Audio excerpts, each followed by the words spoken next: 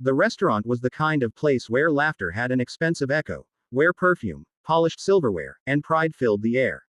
Ethan sat near the far corner, his posture slightly hunched, wearing a faded shirt that didn't quite belong in a five-star setting.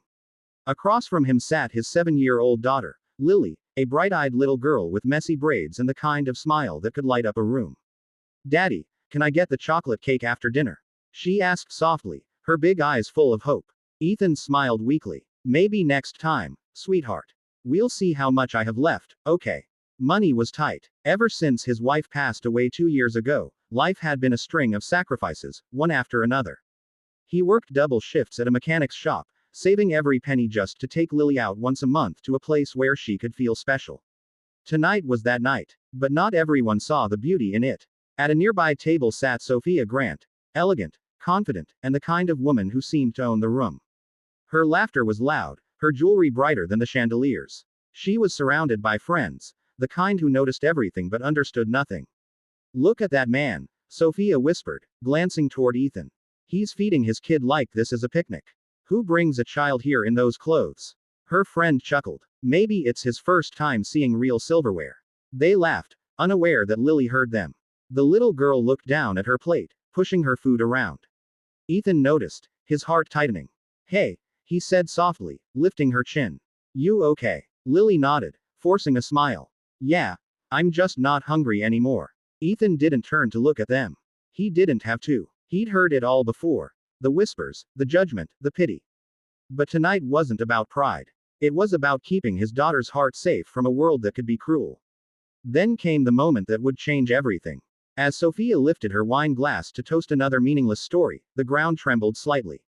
A faint rumble rolled beneath the restaurant. Everyone paused, confused. Then, crash. A deafening sound tore through the air as a section of the ceiling cracked, glass raining down like deadly rain. Screams filled the room. The lights flickered. Panic erupted. People scrambled for the exits, tripping over chairs and each other. Sophia froze, paralyzed, clutching her bag. A sharp beam of metal broke loose above her table, falling fast. And in that heartbeat, Ethan moved. He pushed Lily under the table, whispered, "Stay down," and sprinted across the floor. The beam came crashing down where Sophia had been sitting, but Ethan dove forward, grabbing her by the shoulders and pulling her clear just in time. The noise, the chaos, the shock, it all blended into one blur. When the dust settled, Sophia found herself trembling in Ethan's arms, staring at the wreckage that would have crushed her. Minutes later, the fire alarm wailed. Smoke filled the restaurant as emergency crews rushed in.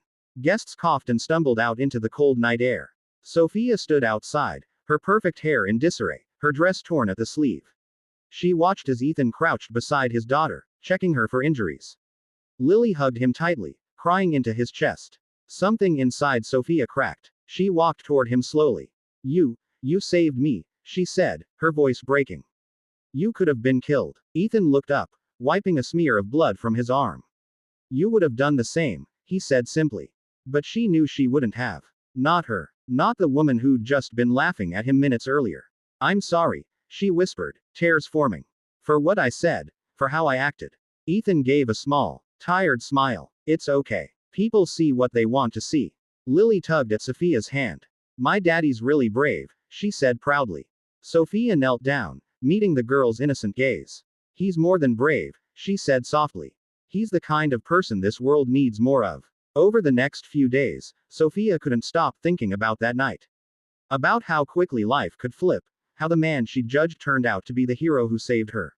She found out later that Ethan had refused any reward or attention. He just wanted to move on quietly, as he always had. A week later, she visited the mechanic shop where he worked.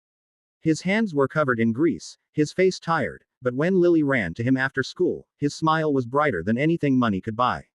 Sophia approached with a gentle tone. "Ethan, I wanted to thank you properly.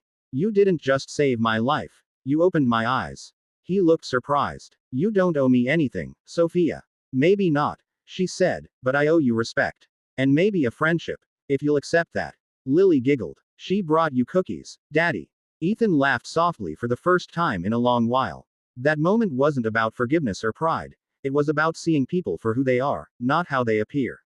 Sophia would later tell her friends, the quietest people often have the loudest hearts. And for Ethan, The single dad who once felt invisible, that night reminded him that goodness doesn't go unnoticed forever.